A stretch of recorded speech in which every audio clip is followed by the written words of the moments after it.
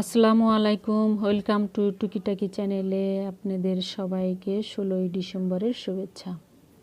আজকে আমি পেঁয়াজের আচার তৈরি করেছি। তো কিভাবে পেঁয়াজের আচারটা তৈরি করতে হয় সেটা আপনাদের আমি দেখাবো তৈরি করে। তো এখানে আমি দেখুন প্রায় 1.5 থেকে 2 কেজি পেঁয়াজ নিয়েছি কুচি করে। এখানে আমি একটা সসপ্যানের মধ্যে ঢেলে নিলাম। তারপরে এখানে আমি প্রায় 250 গ্রাম পরিমাণ তেঁতুল নিয়েছি। তেঁতুলটা এখন ভালো মতো এটার সাথে কষলিয়ে মিক্স করে দেব, যাতে তেঁতুলের বিচি থেকে ঘিলুটা বের হয়ে আসে পেঁয়াজের সঙ্গে।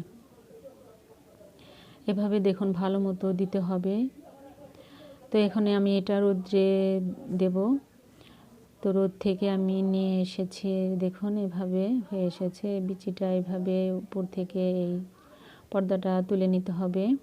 তো আমার এই পর্দাটা তোলার মতো সময় নেই, তাই আমি এইভাবে এই বিচিগুলোই তুলে নিয়েছি। আপনারা চাইলে বিচিগুলো এভাবে তুলে নিতে পারেন এবং উপর থেকে পর্দাটাও ছাড়িয়ে নিতে পারেন।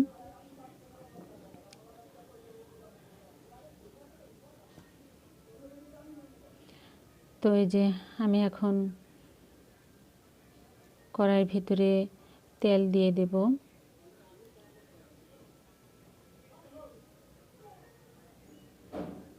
তারপরে আমি কয়েকটা শুকনো মরিচ ছিঁড়ে দেব।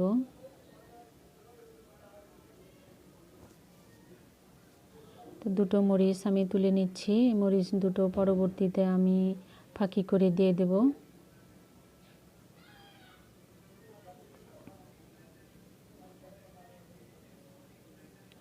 এখন আমি কতগুলো রসুনের কোয়া দেব। খোসা ছাড়িয়ে নিয়েছি, আস্ত কোয়াগুলো এভাবে আমি দিয়ে দিচ্ছি।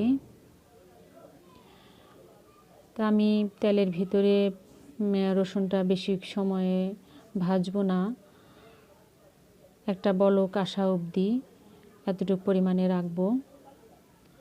তো বলকটা এসে গিয়েছে, এখন আমি পেঁয়াজটা দিয়ে দেব, যেটা আমি তেঁতুল দিয়ে মেখে রেখে দিয়েছিলাম সেটা এখন দিয়ে দেব। তো এখন আমি ভালো মতো তেলের সঙ্গে কষিয়ে নেব। তারপরে দিয়ে দেব আমি 5 ফোড়নের ফাঁকি এবং জিরার ফাঁকি। এটা ভালো মতো কষিয়ে নেব। রসুনের কোয়াগুলো যেভাবে সাদা সাদা দেখা যাচ্ছে, দেখুন আস্ত রসুনগুলো এভাবে দিয়ে দিলে বোতলের মধ্যে খুব সুন্দর দেখা যায়। সাদা সাদা রসুনের কোয়াগুলো ভেসে থাকে। তো কালারটা একটু চেঞ্জ হওয়ার জন্য 1 চামচ হলুদের গুঁড়ো এবং মরিচের গুঁড়ো দিয়ে দিলাম। এখন ভালো মতো মশলাগুলো মিক্স করে দিচ্ছি। তারপরে দিয়ে দিলাম আমি একটা এলাচ দানা এবং 2টো লবঙ্গ। ভালো করে মিক্স করে নিচ্ছি। এখন আমি দিয়ে দেব স্বাদ মতো লবণ।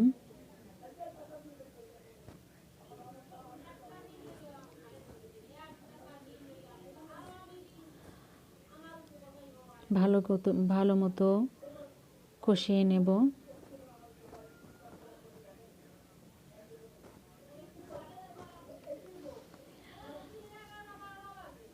আমার আচারটা প্রায় হয়ে এসেছে। এখন আমি এই মরিচ দুটো গুঁড়ো করে দিয়ে দেব।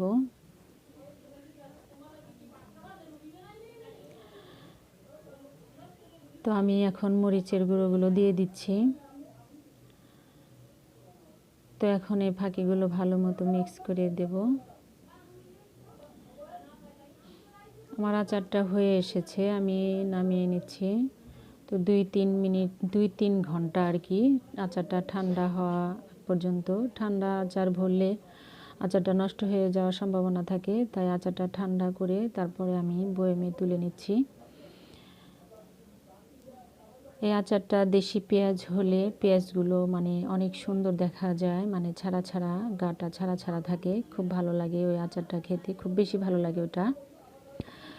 আর এটা মনে করেন ইন্ডিয়ান পেঁয়াজ, তো তাই একটু জুচি জুচি ভাব এসেছে। এই যে দেখুন তারপরেও পেঁয়াজটা এই পেঁয়াজ দিয়ে খেলেও কোনো মানে খারাপ হয় না, এটাও অনেক ভালো লাগে। খিচুড়ি দিয়ে খেতে খুবই ভালো লাগে এই আচারটা। এই যে এভাবে আমি এই যে বয়মে ভরে নিয়েছি। এখন আমি তেল দিয়ে দেব।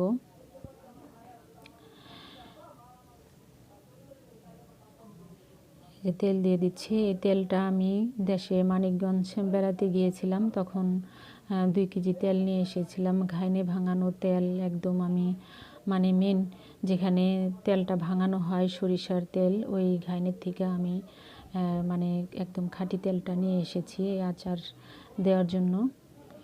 তো এই আচার এভাবে যদি বয়মে রেখে দিয়ে খান, অনেক দিন ভালো থাকবে, অনেক দিন সংরক্ষণ করে রেখে খাওয়া যায়। তো আমার ভিডিওটি যদি ভালো লাগে তাহলে লাইক, কমেন্ট এবং সাবস্ক্রাইব করবেন, বন্ধুদের সাথে শেয়ার করবেন। তো আপুরা, আমি ভিডিওটি যারা আমাকে কমেন্ট করবেন, আমি অবশ্য 24 ঘন্টা পর সবাইকে ব্যাক দিই। আপনারা ধৈর্যহারা হবেন না, প্লিজ অপেক্ষা করবেন। তো এই যে দেখুন, আমার আচারগুলো সব ভরে নিয়েছি। এগুলো আমি আবার বয়ম সহ রোদ্রে দেব।